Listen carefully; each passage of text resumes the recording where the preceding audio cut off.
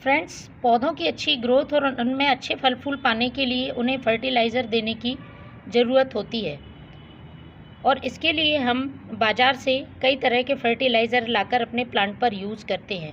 लेकिन हमारे घर में ही ऐसी कई चीज़ें मौजूद होती हैं जिनसे हम आसानी से अपनी प्लांट की ग्रोथ को बढ़ा सकते हैं और उनमें लगातार फूल फल पा सकते हैं। तो आज के वीडियो में मैं अपने किचन से निकली हुई एक ऐसी ही चीज़ का इस्तेमाल अपने प्लांट पर करूँगी जो कि हम फेंक देते हैं लेकिन पोषक तत्वों से भरपूर है। उसमें प्लांट के लिए ज़रूरी नाइट्रोजन, पोटेशियम, फॉस्फोरस के साथ साथ कैल्शियम, मैग्नीशियम, कॉपर, जिंक जैसे कई तत्व मौजूद हैं जो कि पौधे के संपूर्ण विकास के लिए ज़रूरी हैं। सबसे बड़ी बात, इन चीज़ों का इस्तेमाल हमारे प्लांट के लिए कोई साइड इफ़ेक्ट नहीं पहुंचाता है, क्योंकि यदि हम केमिकल फर्टिलाइज़र अपने प्लांट के लिए यूज़ करते हैं तो वो तुरंत तो फ़ायदा देते हैं लेकिन आगे चलकर प्लांट की सॉइल ख़राब हो जाती है और पौधा भी ग्रोथ रोक देता है। इसलिए हमारी कोशिश यही रहनी चाहिए कि प्लांट पर जितना हो सके हम जैविक फर्टिलाइज़र या जैविक इंसेक्टिसाइड या फंगिसाइड का ही यूज़ करें। ये जो फर्टिलाइज़र मैं अपने प्लांट पर डालने वाली हूँ, इसको आप किसी भी मौसम में किसी भी प्लांट के लिए इस्तेमाल कर सकते हैं। इसके उपयोग से यदि आपके प्लांट की पत्तियाँ पीली पड़ रही हैं, पौधे में फूलों का साइज़ बहुत छोटा है या फूल बहुत कम मात्रा में आ रहे हैं, पौधा रूखा रूखा बेजान नज़र आ रहा है, उसमें पत्तियों में किसी तरह की चमक नहीं है, तो आप इस फर्टिलाइज़र का यूज़ कर सकते हैं।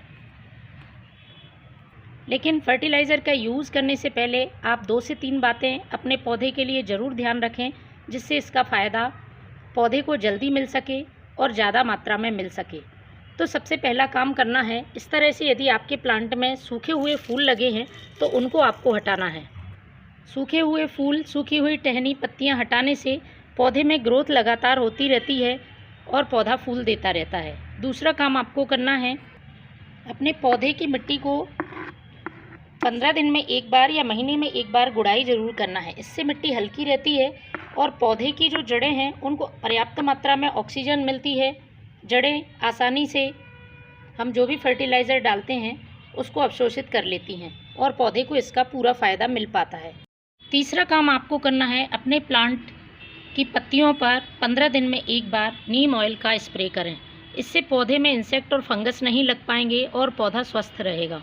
जब तक हम अपने प्लांट को स्वस्थ नहीं रखेंगे, किसी भी तरह का फर्टिलाइज़र प्लांट पर असर नहीं करेगा। इसके साथ ही वाटरिंग का भी आपको ध्यान रखना है। प्लांट में ओवर वाटरिंग नहीं करनी है। मिट्टी में पानी नहीं भरा रहना चाहिए। ड्रेनेज होल को आप सही रखें। यदि मिट्टी में लगातार पानी भरा रहता है तो प्लांट की जड़ें खराब हो जाती हैं और उनमें फंगस भी लग जाता है। ये कुछ बातें आप ध्यान रखेंगे तो पौधा आपका स्वस्थ रहेगा और बीमारियों की चपेट में नहीं आएगा। चलिए मैं बताती हूँ वो कौन सी चीज़ है जिसे आप अपने प्लांट में इस्तेमाल करके पौधे से अच्छी ग्रोथ और अच्छे फल फूल ले सकते हैं।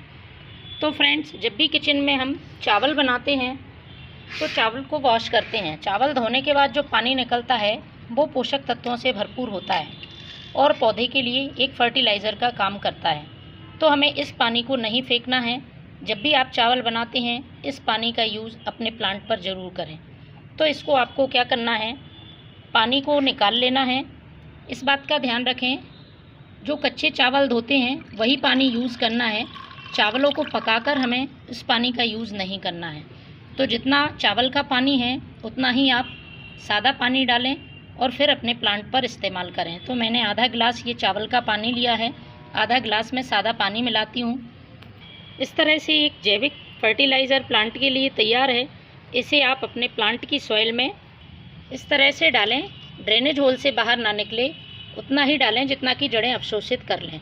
तो महीने में एक बार या 15 दिन में एक बार आप ये चावल का पानी यूज़ कर सकते हैं। और सिर्फ चावल का पानी ही नहीं, किचन में यदि आप दाल बनाते हैं तो दाल धोने के बाद जो पानी निकलता है, दाल कोई सी भी हो चलेगी, उस पानी का इस्तेमाल भी आप इसी तरह से अपने प्लांट की सॉइल में करें।